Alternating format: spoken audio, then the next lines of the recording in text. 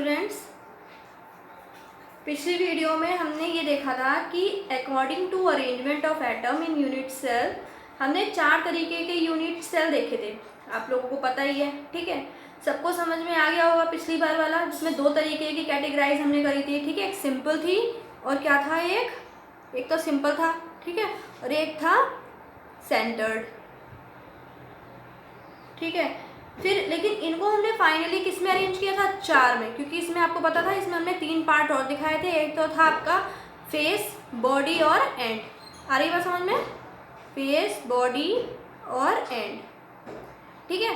तो अब हमें क्या करना है, एटम की अरेंजमेंट का ना एक टेबल बनाना है, जिससे हमें उनकी टेबल तैयार होगी, इसमें एटम्स के अरेंजमेंट होंगे और उनकी रैंक होगी। क्लियर। तो हम जो है क्या करेंगे, सबसे पहला हम देखेंगे सिंपल यूनिट सेल। कौन सा है, सिंपल यूनिट सेल, ठीक है। सिंपल यूनिट सेल बेटा किसके अकॉर्डिंग होगा, एटम के अरेंजमेंट के अकॉर्डिंग, ठीक है। एटम अरेंजमेंट बताना है हमें। सबसे पहले है यूनिट सेल, टेबल बना लेंगे हम, यूनिट सेल, एटम अरेंजमेंट, और फिर है बेटा आपका एटम पर यूनिट सेल। इसे हम एक और नाम से पुकारते हैं, वो क्या कहा जाता है, इसे रैंक ऑफ यूनिट, ठीक है। क्या कहते हैं, रैंक ऑफ यूनिट भी इसे कहते हैं, ध्यान रखना, क्या कहते हैं, रैंक ऑफ यूनिट भी कहते हैं, ठीक है। आपको ध्यान रखना है कैसे निकलेगी, क्योंकि आगे जब हम निकालेंगे तो आगे इसका यूज होगा। तो पहली क्या थी बेटा, सिंपल, पहली कौन सी है, सिंपल यूनिट सेल। इसको हम क्या कहते हैं, प्रिमिटिव भी कहते हैं, ये तो आपको पता ही है पिछली क्लास में, प्रिमिटिव, ठीक। आपको पता है इसमें क्या होते हैं, कॉर्नर्स पे होते हैं ना, कॉर्नर पे होते हैं, कितने होते हैं आपको पता है, 8, ठीक है, और 1/8 हमने पिछली बार करा है, तो कितने टोटल हुए, 1। तो इसकी जो रैंक है, ठीक है, तो रैंक क्या हुई इसकी, 1 हुई। आ रही बात समझ में। सेकंड क्या है बेटा, सेकंड आपका आएगा फेस सेंटर्ड। फेस सेंटर्ड में आपको पता है कॉर्नर पे क्या आएगा, 8 × 1/8 = 1, और यहाँ पे आपका फेस पे आपको पता है, फेस पे कितना था, 6, और 2 इसका आधा आर्टिकल उसका अंदर होता है। ये मैं आपको पिछली क्लास में एक्सप्लेन कर चुकी हूँ। 2 और 1 3 कितने हुई, रैंक 3 हो गई। ये सब मैंने आपको पिछली क्लास में एक्सप्लेन किया हुआ है बेटा। उसके बाद है बॉडी सेंटर्ड, ठीक है। बॉडी सेंटर्ड में क्या था, कॉर्नर, वही कॉर्नर पे आपका है 8 × 1/8 = 1, ठीक है। और इसके बाद बॉडी पे आपको पता है कितना था, 1, तो क्या आएगा, 1 × 1 = 1, टोटल कितने हुए, 2। अब फोर्थ क्या है आपका, एंड सेंटर्ड में क्या है बेटा, कॉर्नर, वही 8 × 1/8 = 1, है ना। और यहाँ पे क्या है आपका, यहाँ पे आएगा एंड कितना था आपका, 2 × 1⁻², कितना है, 1, टोटल कितने हुए, 2। आ रही है बात समझ में, ये तक तो आपने समझा। ध्यान रखिएगा, रैंक का ध्यान रखिएगा, आगे काम आएगी। एक और होता है, ठीक है, एक और होता है जब हम एटम का अरेंजमेंट करते हैं, उसको कहते हैं हेक्सागोनल। आ रही बात समझ में, एक और होता है, उसको क्या कहते हैं, हेक्सागोनल। एक्चुअली हमें हेक्सागोनल के बारे में पढ़ना है, ठीक है, क्योंकि वो हमने पहले पढ़ा नहीं है। तो पहले मैं उसे क्लियर करती हूँ, फिर पता चलते हैं। तो 5th था, वो है हेक्सागोनल। क्या है, हेक्सागोनल। पहले मैं आपको बता रही हूँ हेक्सागोनल में पढ़ना क्या क्या है, कॉर्नर, ठीक है, मैं क्वेश्चन मार्क लगा रही हूँ अभी, बॉडी और फेसेस, क्लियर, ठीक है। जब मैं स्ट्रक्चर बनाऊंगी तब समझ में आएगा, ठीक है। फिर जो मैं क्वेश्चन मार्क लगा रखे हैं उन्हें हम फिल कर देंगे। हेक्सागोनल के बारे में पढ़ते हैं, ये बहुत इंपॉर्टेंट है बेटा, पूछा जाता है, ठीक है। पहले हम क्या, हेक्सागोनल यूनिट सेल, पहले हम इसके स्ट्रक्चर बनाएंगे, हेक्सागोनल यूनिट सेल, क्लियर। पहले से क्या बनाएंगे, हम स्ट्रक्चर बनाएंगे। देखो ये है क्या, आपको पता ही है, हेक्सागोन, तो एक ये, और इसके जस्ट नीचे वैसी ही आकृति एक और बनानी है। आप इसके पार्ट्स को जोड़ देना है। देखो ये इससे जुड़ जाएगा, ये इससे जुड़ जाएगा, ये इससे जुड़ जाएगा, और ये इससे जुड़ जाएगा, क्लियर। आ रही है बस समझ में। अब पहले हमें क्या है, कॉर्नर को सेट करना है। कॉर्नर पे कितने एटम है, 1 2 3 4 5 6 7 8 9 10 11 12। क्लियर? कॉर्नर पे 12 हो गए। ठीक है, आप फेसेस पे देखेंगे तो फेसेस आपको पता है हमने आमने सामने लेते हैं। ठीक है, तो ये क्या होगा, इसकी फेसेस कितनी हो गई, 2।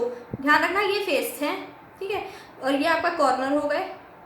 और ये आपका है, जब हम कहेंगे कि इसमें वो डालो, क्या नाम है, एक तो क्या निकालना है, बॉडी। तो बॉडी में बेटा आप ऐसे ध्यान रखो कि ऊपर 6 बॉल है, नीचे 6 बॉल है और बीच में 3 बॉल सेट है।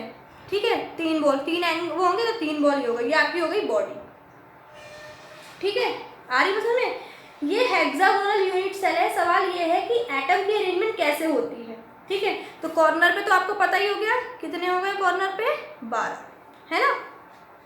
कॉर्नर पे क्या हो गया बेटा, 12। उसके बाद हम क्या करेंगे, जो कॉर्नर पे एटम है उसको ही हम क्या मान लेंगे, आधार मान लेंगे। जैसे कि आपको पता है कॉर्नर पे क्या, जैसे ये कॉर्नर है। ठीक है, तो कॉर्नर पे आप देख रहे हो ये ऐसे उभरा हुआ होगा हिस्सा, है ना, उभरा हुआ हिस्सा होगा। तो देखो 120 इधर एंगल, 120 इधर एंगल और 120 इधर एंगल।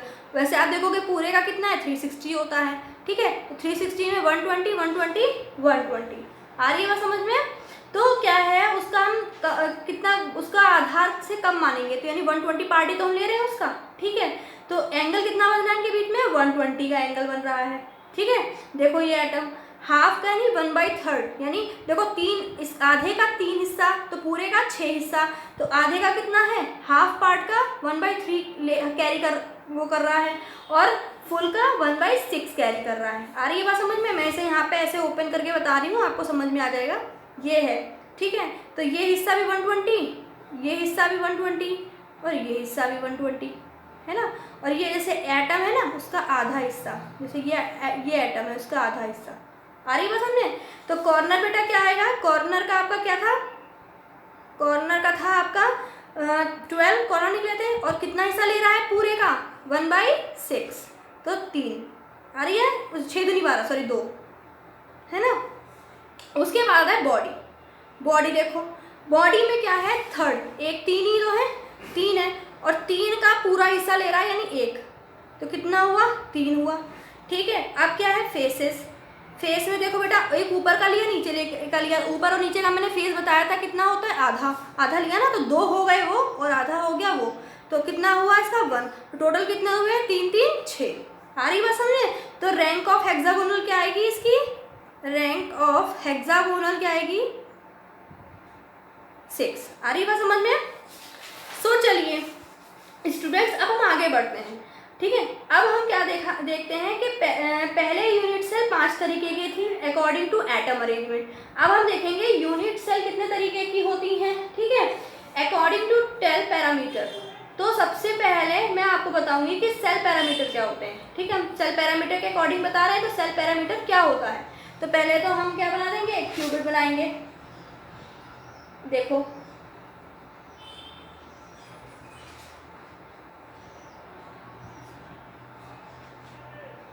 आ रही बात समझ में? अब देखो बेटा, इसमें ना 3 एंगल बन रहे हैं, एक ये और एक ये बन रहा है, दिख रहा है ना सबको ये। तो इसमें ये है आपका कि ये तो मान ली हमने y एक्सिस, ये मान ली हमने x एक्सिस और ये मान ली हमने z एक्सिस। आ रही बात समझ में? तो इसमें आप ये देखो, देखना है कि जो z एक्सिस की लाइन है, कौन सी ये, ठीक है, जो z एक्सिस की लाइन है उसकी लेंथ को हम क्या मान लेते हैं, a मान लेते हैं। आ रही है बात समझ में? उसकी लेंथ को हम यहाँ से यहाँ तक की जो लेंथ है उसको क्या मान लेते हैं, a मान लेते हैं। क्लियर? ठीक है, तो उसके सामने वाले एंगल को हम क्या मान लेते हैं, अल्फा। दिख गया? उसके सामने वाले एंगल को हमने क्या माना, अल्फा मान लिया। ऐसे ही एक्स एक्सिस की जो लाइन है उसकी लेंथ को हम b मान लेते हैं, एक्स एक्सिस यानी ये, तो इसकी जो उसको क्या मान लिया हमने, b मान लिया। ठीक है, और उसके सामने वाला जो एंगल है उसको हमने क्या माना, बीटा मान लिया। ठीक है, और इधर ही क्या होगा, इसको मान लेंगे c और इधर जो होगा उसको मान लेंगे हम गामा। आ रही है बात समझ में? पिक्चर मैं आपको क्लियर करके बना रही हूँ, उसको समझ लो एक बार और। एक ये और एक ये, ठीक है, 3 एंगल है आपके, जैसे मैंने यहाँ से डिवाइड कर दे रही हूँ इतने इतने पॉइंट्स में। तो ये वाला जो आपका एंगल है ये तो हो गया आपका C, ठीक है, और ये वाला जो एंगल है वो हो गया आपका B, और जो ये वाला एंगल है वो आपका हो गया A। कैपिटल ए ले लो या जो भी स्मॉल ए ले लो, ए बी मैं स्मॉल ले रही हूँ, ठीक है। फिर ये हो गया। अब देखो इनके बीच में जो एंगल बना है वो है कौन सा, गामा। जो इनके बीच में बना है वो कौन सा, बीटा। और जो इनके बीच में बना है वो कौन सा है, अल्फा, ठीक है। अब इनको हम लोग यूनिट सेल के पैरामीटर में बांटते हैं। क्लियर, आ रही बात समझ में? किसमें बांटेंगे हम, यूनिट सेल के पैरामीटर में। क्लियर। अल्फा बीटा और गामा इनको हम लोग एक्सल एंगल कहते हैं। ध्यान रखना क्या कहते हैं, अल्फा बीटा और जो गामा है इनको हम क्या कहते हैं, एक्साइल एंगल, एक्सियल एंगल, ठीक है। और जो ए बी सी है उन्हें हम क्या कहते हैं बेटा, axial length. Clear, axial length. आगे बात है, अगर हम लोग सेल पैरामीटर के हिसाब से देखें तो अभी तक हमें 7 तरह की यूनिट मिली हैं। आ रही है बात, हमने 7 तरह की यूनिट मिली हैं। वो यूनिट का नाम मैं सबसे पहले लिखूंगी, उसके बाद मैं आपको यूनिट के पैरामीटर्स बताऊंगी। क्लियर हो गई बात? तो 7 टाइप्स की यूनिट होती हैं वो मैं लिखती हूँ। तो हम क्या लिखेंगे पहले, 7 टाइप ऑफ यूनिट सेल्स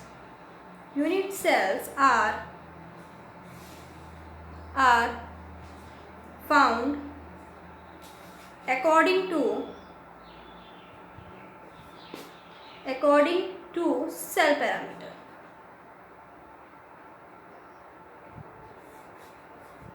ठीक है, ये आपको लर्न करनी पड़ेगी बेटा, आगे काम आएगा इस वजह से। तो हम यहाँ पहले क्या रहे हैं, यूनिट सेल, ठीक है, टेबल में। और उसके बाद हम यहाँ पे क्या लिख देते हैं, सेल पैरामीटर, ठीक है, सेल पैरामीटर। ओके, अब हम देखो यहाँ पे पहली कौन सी हमारी है, क्यूबिक यूनिट सेल, ठीक है। सेकंड कौन सी है बेटा, टेट्रागोनल। थर्ड कौन सी है, ऑर्थोरोम्बिक। क्लियर। फोर्थ कौन सी है, मोनोक्लिनिक।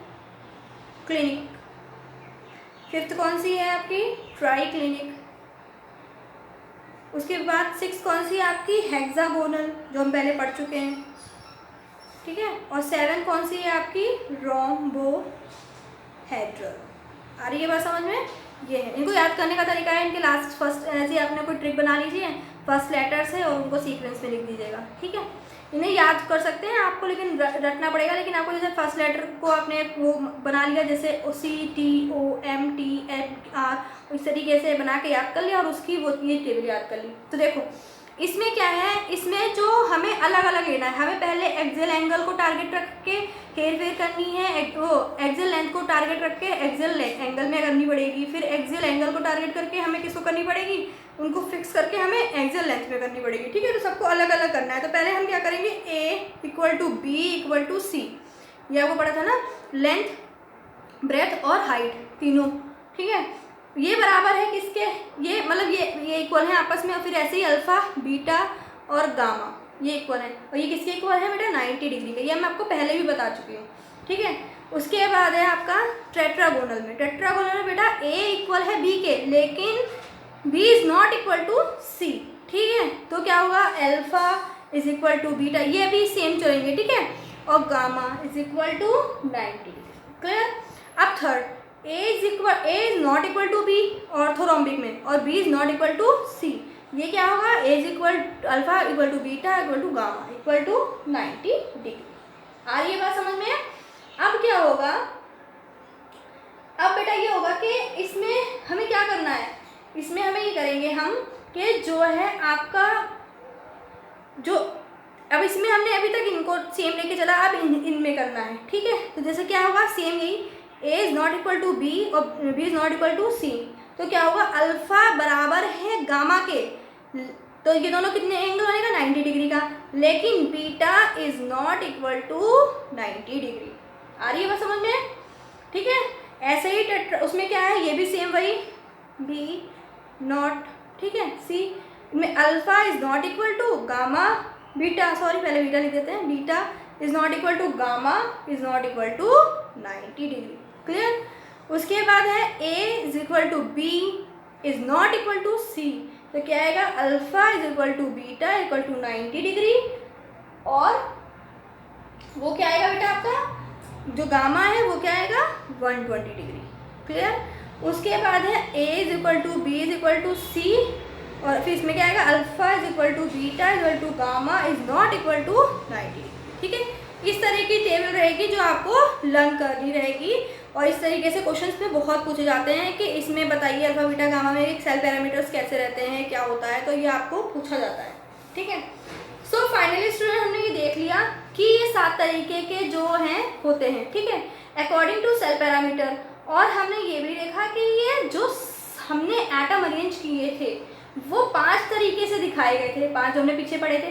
ठीक है, आपको लेकिन हेक्सागोनल तो इसी में ही आ गया, देखो आया है। ठीक है, आ गया ना, तो क्या है 2 बार काउंट तो नहीं होगा, एक ही बार काउंट होगा भाई वो, तो क्या होगा, तो इसके जो है 4 तरीके भी हो सकते हैं। देखो आप कैसे, जैसे क्यूबिक सेल है तो क्यूबिक सेल की 4 भी हो सकती हैं। देखो एक तो सिंपल क्यूबिक यूनिट सेल, फिर है 4 इसकी लगा लो वही 4 वाली सिंपल क्यूबिक यूनिट सेल, और उसके बाद face centred cubic unit cell, फिर है body centred cubic unit cell, और फिर उसके बाद आपका end centred cubic unit cell. हो गए 4।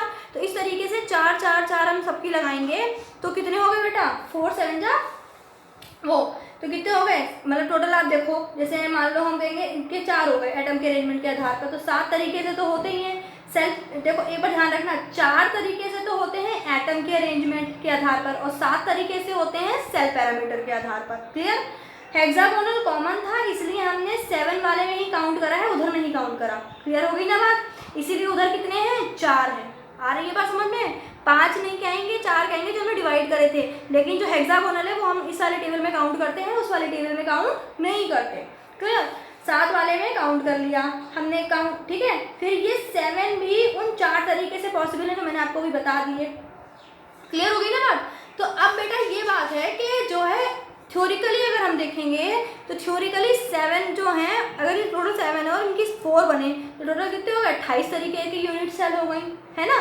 तो दिमाग लगाइए कि जो मैं बोल रही हूँ, लेकिन एक्सपेरिमेंटली देखा गया कि 28 तरह के यूनिट सेल नहीं हो सकती। ठीक है, इन दोनों को मर्ज कर दिया गया है, मर्ज करा गया है इन्हें। आ रही बस में, दोनों को मर्ज करके 14 तरीके की यूनिट सेल बना दिए गए हैं। मैं दोबारा बोल रही हूँ, ध्यान से सुनिए। According to cell parameter and atom to arrangement total 14 तरीके के यूनिट सेल्स होने हैं। क्लियर, जिन्हें हम ब्रेविस लैटिस या क्रिस्टल लैटिस कहते हैं। क्लियर, जो 14 तरीके के होंगे, 14 टाइप्स के होंगे, उन्हें हम क्या कहेंगे, ब्रेविस। क्या कहेंगे, ब्रेविस लैटिस। ठीक है, या फिर क्रिस्टल लैटिस। क्लियर हुई बात। दोबारा बोलती हूँ, इन दोनों को अगर हम मर्ज कर देंगे, इन दोनों आइडियाज को मर्ज कर देंगे तो सेल पैरामीटर के हिसाब से 7 और एटम अरेंजमेंट के हिसाब से 4, तो टोटल कितने हो गए, 14। ठीक है, तो उन्हें हम क्रिस्टल लैटिस कहते हैं। एक्सपेरिमेंटली जो है हम क्या करेंगे, इन्हें हम ब्रेविस लैटिस कहते हैं। तो आपको पता चल ही गया। अब मैं लिख रही हूँ, आप समझिए। देखो जैसे क्यूबिक है, क्यूबिक है ना, तो क्यूबिक में टोटल कितने हो गए, 3 तरीके से पाए गए। कौन कौन से 3 तरीके से, एक तो बेटा क्यूबिक में जो मिले वो मिले आपको, तो मर्ज करेगा वो तो करेगा, एक तो सिंपल, ठीक है, फेस और बॉडी सेंटर। ठीक है, अब उसके बाद आपका टेट्रा आया, टेट्रा में मर्ज करा गया बेटा 2, कौन कौन से हैं, सिंपल और बॉडी। आ रही है समझ में। अब इसके बाद है ऑर्थो रोम्बस, उसमें करे गए 4, और उसके भी कितने 4 पार्ट है बेटा, और 4 पार्ट कौन कौन से, वही जो हमने पढ़े थे। एक तो आपका सिंपल, ठीक है, फिर उसके बाद फेस, फिर है आपका बॉडी, और आपका है फिर आपका एंड। क्लियर हो गया। अब हम पढ़ेंगे क्या, मोनो। मोनो था ना, मोनो में बेटा कितने थे, 2, कौन कौन से, 2, एक तो आपका था सिंपल और एक है एंड सेंटर्ड। उसके बाद आता है ट्राई, ट्राई में 1 है ओनली सिंपल वाला, ठीक है, मर्ज करे गए हैं ये।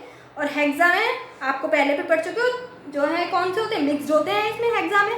ठीक है, हेक्सा में मिक्स्ड होते हैं क्योंकि इसमें कॉर्नर पर भी होता है, अंदर भी होता है और एंड पर भी होता है। आ रही है बात समझ में, इस वजह से उसमें क्या होते हैं, मिक्स्ड होते हैं। और रोम्बो में क्या होता है, रोम्बो में बेटा होते हैं आपका 1, जो होता है सिंपल।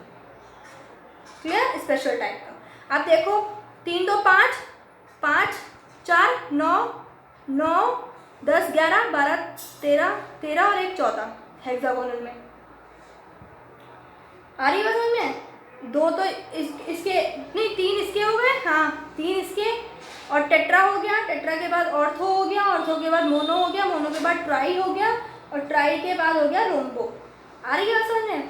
तो कितने हुए? 3 2 5, 5 4 9, 10 11 12 13 और एक इसका 14। क्लियर हो गई बात? तो कितने हो गए? 14। इसे क्या कहते हैं? Brevis lattice. क्या कहते हैं इसे? Brevis lattice. ठीक है, यहाँ तक तो हमने ब्रेविस लैटिस तक पढ़ लिया है और बहुत इंपॉर्टेंट है बेटा, पूछा जाता है, इसलिए ध्यान से पढ़ो इसे। और इसके बाद के जो है, जो इसके बाद का जो टॉपिक है वो हम नेक्स्ट वीडियो में पढ़ेंगे। Okay, bye.